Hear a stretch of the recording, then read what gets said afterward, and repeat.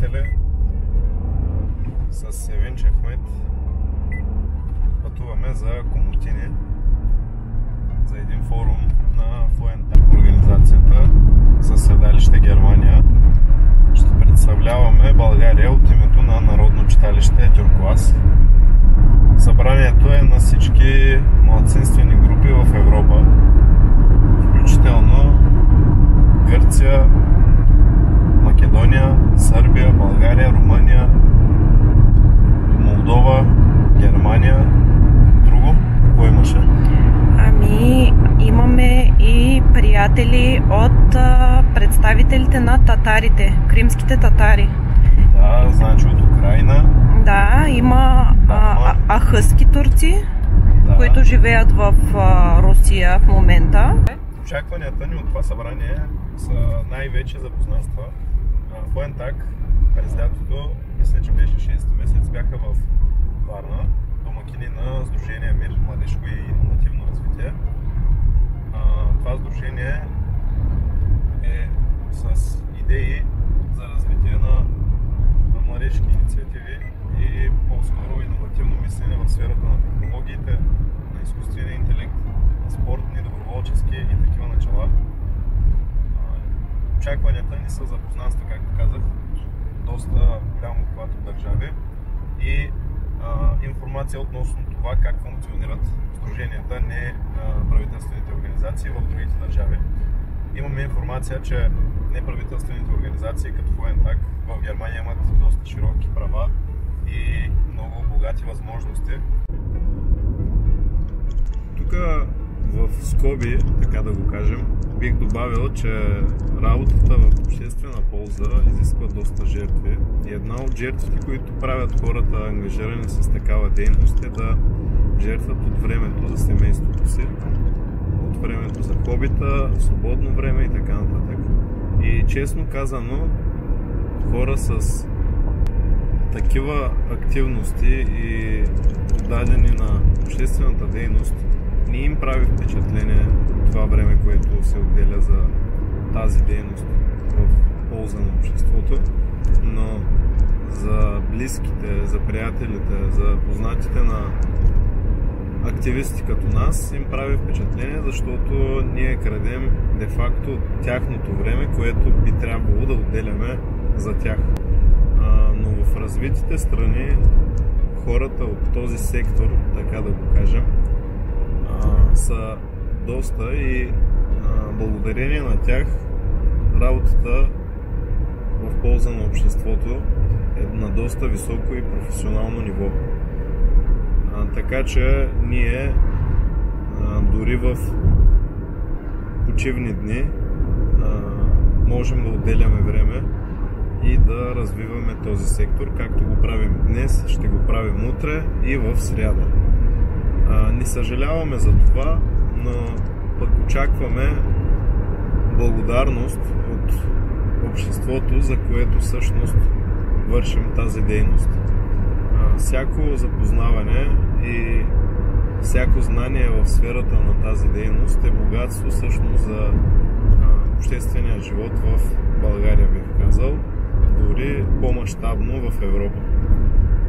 Защото такъв тип организации от международен характер подпомагат европейското общество за по-добро развитие, в случая развитието на малцинствените групи в цяла Европа.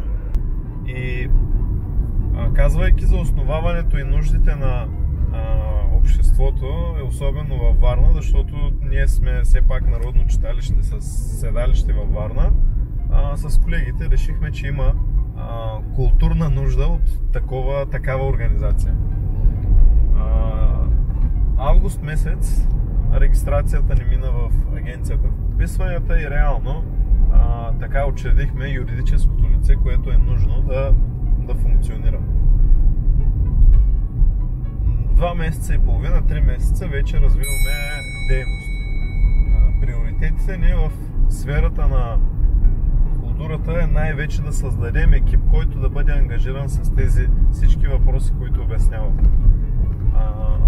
Читалищната дейност, културната дейност и обществената работа като цяло са екипна работа. Не работа, която ще се върши от дадено лице или двама души и те да могат да поемат цялата тежест на този тежък културен, духовен апарат и да развиват духовна и културна дейност в рамките на един град или едно село. Бих казал, че е проблем в доста читалища това е едноличното управление на тези културни средища. И ние от Тюркоаз смятаме, че трябва да развием един екип, който да се ангажира с тези социални, културни, обществени, духовни дейности и да оставя някакъв културен продукт след себе си. Културният продукт трябва да бъде използваем за много дълго време и да може да се използва от абсолютно всички възрастови групи.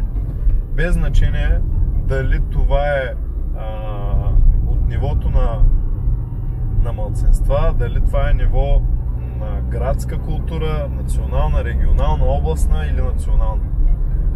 Тук е важно да кажем, че нашата дейност се разпростира до нивото на град Варна, но целите ни и приоритетите ни са на доста високо ниво и се надяваме, че с времето ще се развием. Както казах, първият ни приоритет е да развием екип, който да се ангажира с тези въпроси. Екипната работа е важна и тук призива ние всички читалища да се развиват екип, който да се занимава с тази дейност. Читалищната дейност наистина не е работа за сам единствен човек. Приоритетите ни са в областта на социалните дейности, културните дейности, образователните, младежките, спортните.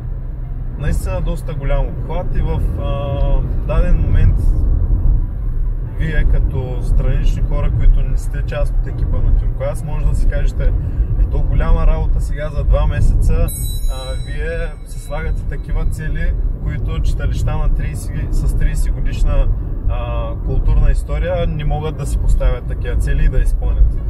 Да, наистина е така, но е важно да си поставяме в началото малки, но всеобхватни цели, които наистина биха се осъществили с малко ангажираност от наша страна и малко усилия.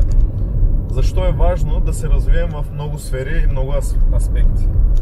Примерно, аз като човек в тази дейност от доста години, бих казал, следейки дейността на организации, НПО-та, читалища, дадени личности и така нататък, бих казал, че читалищата не трябва да се заключват в това само да развиват точно строги определени дейности. Много хора сега могат да изскочат с коментар, читалищата са традиционни, архаични организации, които не могат да развият много широк спектър от дейности. Ами не мисля така. Трябва да отворим хоризонта пред читалищата и да поставим на дневен ред актуалните интереси на хората в нашето общество. Актуалните интереси са в сферата на модерните науки, в сферата на технологиите, в сферата на изкуствения интелект, в сферата на активния начин на живота. Много се спекулира с това, че младите хора не се движат, не спортуват и така нататък. Ами не съм много съгласен. За разлика от преди 15-20 години бих казал, но не бих казал преди 35-40 години, защото наистина преди 35-40 години е имало държавна политика в тази насока за развиване на спортни дейности и активен начин на живота. Но за разлика от преди 15-20 години, в сегашно време, от няколко години младежите се интересуват от спорт, защото възможностите в тази сфера са в по-голям аспект. Има доста бази, в които могат да се правят спортни дейности и заради това ние трябва да наблегнем и в тази насока. Здравейте и от мен. Здравейте и от мен. Както разбрахте вече, ние сме по пътищата на родината, пътуваме към Гърция за среща на Фуенте. Ние бяхме домакини края на май. Дойдоха хора от различни страни, запознахме се, създадохме много хубави приятелства и честно казано нямам търпение да се срещна отново с тези хора. Сега искам да ви разкажа за курса по турски език, който провеждаме всяка седмица. Има страхотни деца, които имат желание да говорят майчиния си език, но в големия град те срещат невъзможност, освен в семейството, да практикуват езика си. Събираме се, говорим, пеем, разказваме си истории, пишем, учим за посоките, учим за сезоните, имаме вълшебен буркан с думички, всяко дете си тегли думичка, дебатираме, дискутираме. Много ни е хубаво. Който има желание, нека да заповяда да дойде да ни види. Децата са щастливи, имат междучасие, което чакат с нетърпение. Курсовете по езици и в частност курса по турски език в мое лице за нас са приоритетни. Естествено и партньорствата, които създаваме, много ни помагат да разширяваме нашия кръгозор, да гледаме все по-смело към нашия нов син хоризонт. Във връзка с това се зароди една много хубава идея да сформираме екип от гимназисти, които ще бъдат посланници на доброто, ще работят доброволно към читалището и ще радват възрастни хора в неравностойно положение. Тези наши посланници на доброто ще развиват дейност в сферата на това да дават добро, да радват хората. По време на празниците, предколедните, примерно, които предстоят, те ще посещават възрастни хора, хора в неравностойно положение и ще ги радват с нещо малко. Малко, но от сърце, малко за нас, но голямо за тези хора. Също така, още нещо, което искам да ви споделя, нещо много хубаво. 2 пъти в месеца дамите, които имат желание, се събират в читалището и рисуват. Открихме, че това рисуване ни действа като арт-терапия. Страхотно е, отпускащо. Оформихме ги като тези вечери, ги оформихме като нашите вечери. След като приключим с рисунката, дълго оставаме, говорим, смеем се. Много ни е хубаво. Който има желание, нека да заповяда при нас и да види и сам да се убеди в това. Смятам, че това видео малко или много ще ви помогне да ни опознаете в нашия YouTube канал. В YouTube канала също може да намерите аудиокниги на Турхан Арсиев. Така започнахме, дадохме старт на неговите приказки на турски език. И може да ги разгледате и да ги слушате в този канал. Надяваме се, че ще продължим тази си инициатива и да създадем още разкази на Турхан Арсиев. Благодарим ви, че изгледахте това видео. Ще се радваме на коментари и препоръки от ваша страна. Останете с син хоризонт в живота ви.